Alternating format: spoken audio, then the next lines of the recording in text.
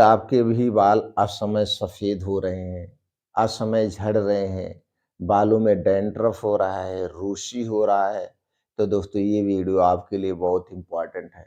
आज के वीडियो में एक ऐसे पेड़ के बारे में बात करेंगे, जिसकी पत्तियाँ इन सारी समस्याओं से छुटकारा दे देगी। दोस्तों ये बाल काला करने का एकदम नेचुरल तरीका है। अगर आप बाल काला करने के लिए जो डाई का प्रयोग करते हैं और जो मार्केट से तरह-तरह के कलर आप लाते हैं, इनके कई सारे साइड इफ़ेक्ट हैं।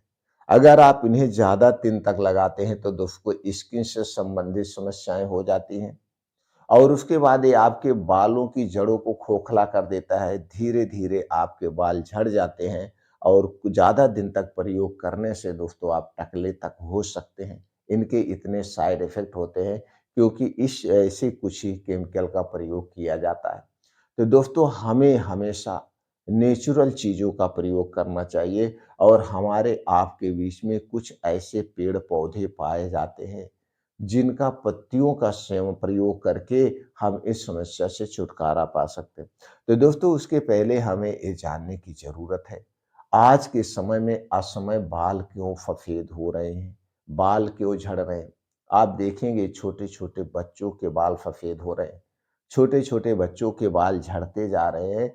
अबे अगर दोस्तों 40 साल के बाद बाल झड़ रहे हैं तो सोचने वाली बात है। चलिए ये उम्र के हिसाब से बाल झड़ रहे हैं। उम्र के हिसाब से बाल सफ़ेद हो रहे हैं, पक रहे हैं, झड़ रहे हैं।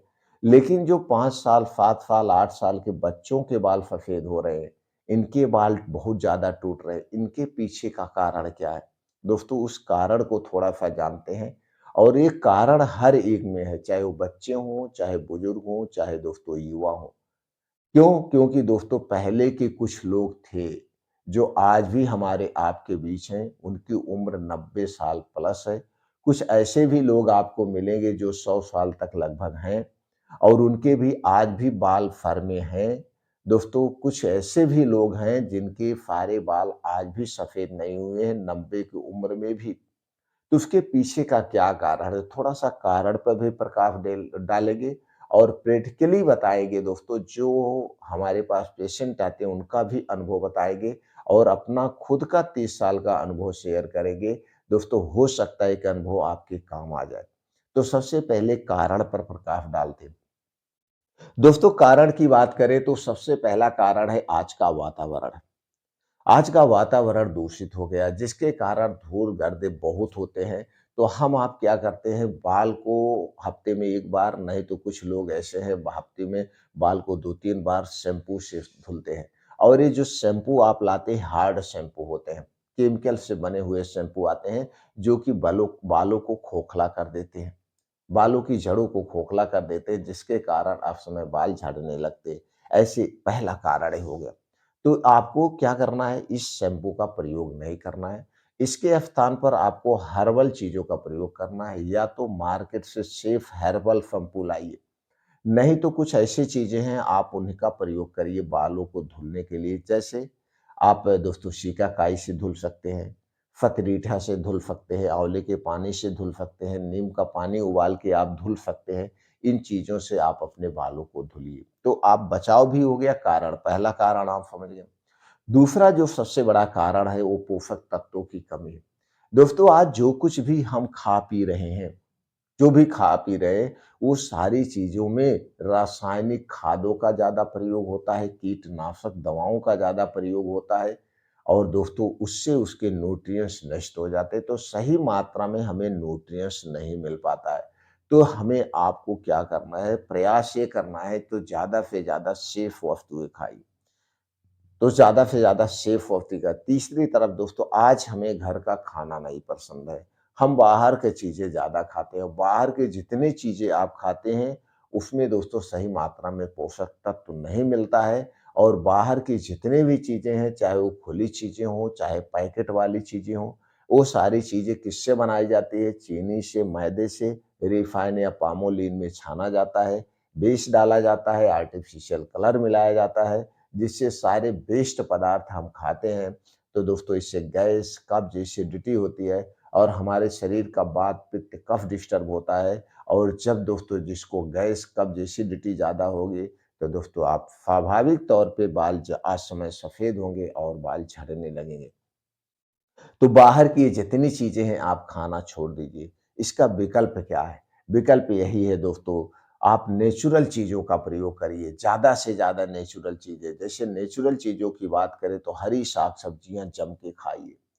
हरी साग-सब्जियाँ वो भी मौसम के हिसाब से, जिस मौसम में जो सब्जियाँ पाई जाती हैं, उनका सेवन करिए। दोस्तों जब हम मौसमी सब्जियों का सेवन करते हैं तो उसमें कीटनाशक दवाओं का प्रयोग कम होता है।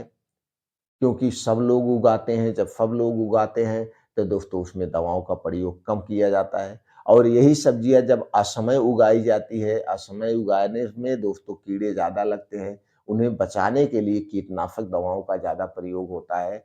तो जिस मौसम में जो सब्ज़ी पाई जाती हो, उनका सेवन भरपूर मात्रा में करिए। हरी सब्जियों में दोस्तों सभी प्रकार के न्यूट्रिएंट्स, विटामिन्स पाए जाते हैं, जो हमारे शरीर के लिए सुरक्षा कवच का काम करते हैं। दूसरी तरफ हमें डेली 1 से 2 फल का सेवन करना चाहिए, वो भी मौसमी फलों का सेवन करना चाहिए। ये फलों में सभी तरह के पोषक तत्व पाए जाते हैं। अगला चीज़ दोस्तों हमें बीन्स का प्रयोग करना चाहिए। बीन्स में जैसे काला चना, मूँग, कद्दू का बीज, तरबूज का बीज, खरबूज का बीज, सूरजमुखी का बीज, ये सभी गुणों से संपन्न होते हैं और हमारे शरीर में कभी पोषक तत्वों की कमी नहीं होगी। तो इनका सेवन आपको करना चाहिए। इन्हें रात में भिगोइए, अंकुरित करके आप खाइए, देखिए सभी तरह के पोषक तत्व मिल जाएँगे। उसके बाद ये जो ड्राई फ्रूट्स हैं, ड्राई फ्रूट में भी दोस्तों सभी तरह के पोषक तत्व पाए जाते हैं। तो ड्राई फ्रूट को भी रात में भिगो करके आप सुबह खा सकते हैं। डेयरी प्रोडक्ट सबसे ज़्यादा ज़रूरी है। आज हमारी ज़िंदगी के डेयरी प्रोडक्ट हट गया है, जैसे दूध, दही, मट्ठा, पनीर।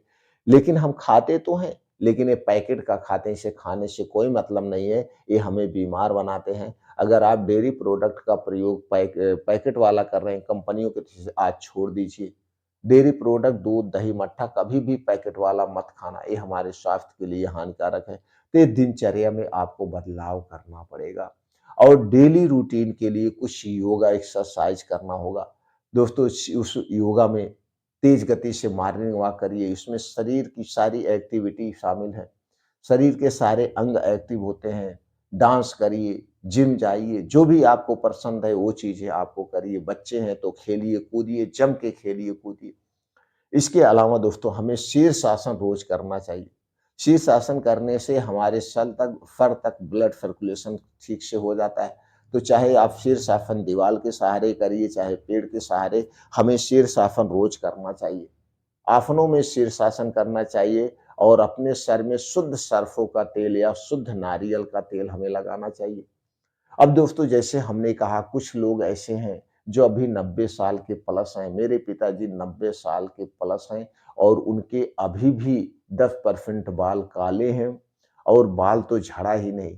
लेकिन दोस्तों मैं जब से जानने लायक हुआ हूँ, यानी कि 50 साल से मैं देख रहा हूँ, 50 साल से मैं देख रहा हूँ मेरे पिताजी कभी भी सर में शैम्पू और साबुन नहीं लगाए हैं। चाहे घर पे किसी की भी शादी हो जाए, आप उन्हें ज़बरदस्ती करके भी नहीं लगा सकते, कभी नहीं लगाए हैं।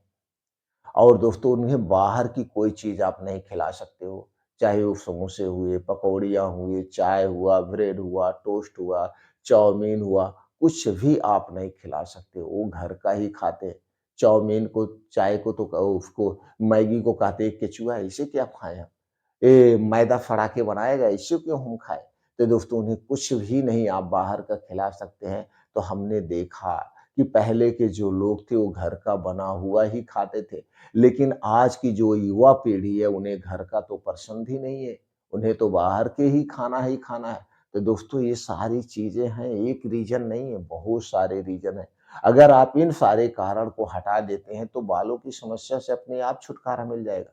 सिर्फ़ बालों की समस्या से ही छुटकारा नहीं मिलेगा, आपको हर एक बीमारी से छुटकारा मिल जाएगा, क्योंकि हर एक बीमारी की कारण यही सब है जो हमने आपसे बताया है। दोस्तों आप खुद बैठ के 10 मिनट विचार करिए, आप देख लीजिए। अब इसके बाद भी अगर आप अपने बालों को काला करना चाहते हैं तो दोस्तों वो है मेहंदी का पेड़। दोस्तों मेहंदी का पेड़ गाँव में, शहर में सब जगह पाया जाता है, नहीं हो तो एक मेहंदी का पेड़ आप लगा लीजिए। मेहंदी की जो पत्तियाँ हैं, दोस्तों उसमें एंटीऑक्सीडेंट, प्रोटीन्स, विटामिन्स पाए जाते हैं, जो स्कैल्प को शांत करते हैं, जड़ों को मजबूत बनाते हैं, जिससे बालों को झड़ना भी कम होता है और मेहंदी में प्राकृतिक रूप से एंटी फंगल और रोग को दूर करने वाले गुण पाए जाते हैं। इसमें एंटी इन्फ्लेमेटरी गुण पाया जाता है, एंटी माइक्रोबियल गुण पाया जाता है, जो स्किन से संबंधित समस्याएँ हैं उसे दूर कर।